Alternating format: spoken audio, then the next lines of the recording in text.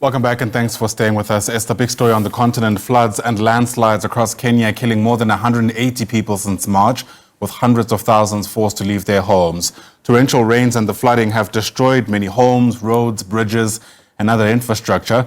Let's get you more on this. Bring in now Kenyan journalist Aggrey Barasa, who joins us from parts of that country via our video link. Aggrey, it's lovely to have you on the program. Thanks very much for speaking to the SABC.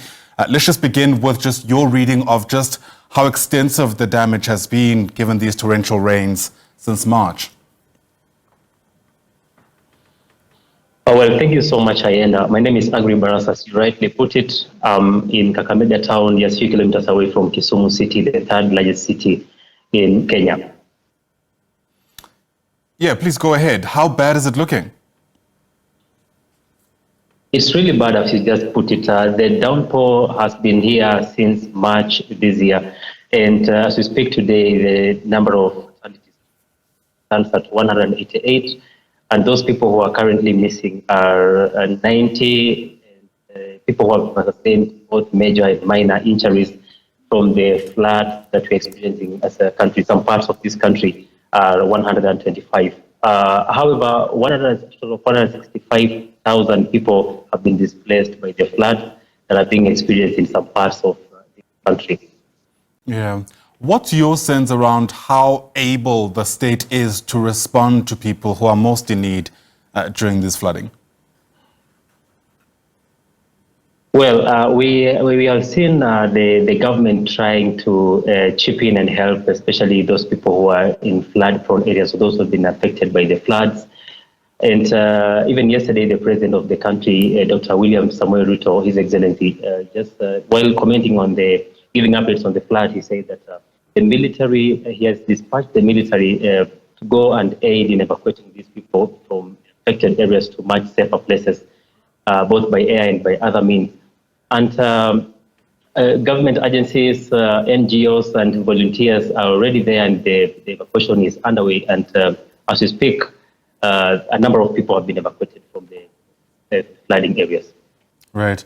I'm seeing notices of more adverse weather conditions expected in the coming days. There's a cyclone Hidaya, which we're told may hit parts of the country. And that spurred William Ruto, the president of Kenya, to ask residents in a number of areas to continue evacuating.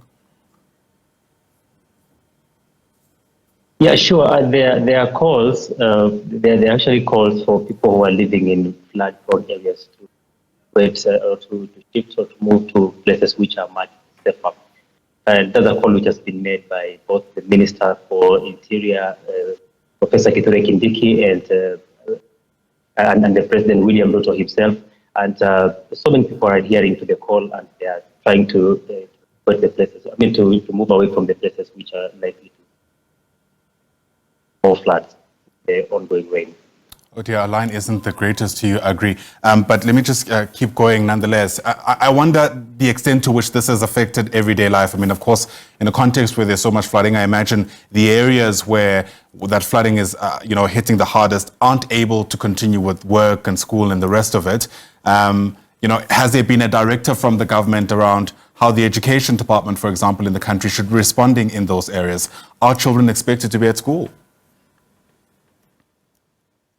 The situation is devastating, the way you have just put it. It has actually affected a number of sectors in the country. And one of the departments which has been affected, just the way you put it rightly, is the Department of Education, where the schools, both primary school and high school and secondary school, was supposed to be opening on Monday of this week.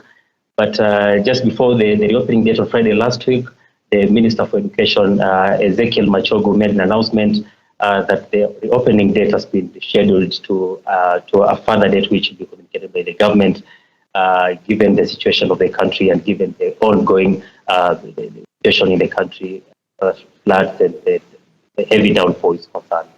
All right, Aggrey Barasa, thanks very much indeed for speaking to us. Really do appreciate it. And it's certainly a story we'll continue watching as it continues to unfold. Aggrey is speaking to us from the city of Kisumu in that country, devastated by ongoing flooding with more than 180 people killed so far.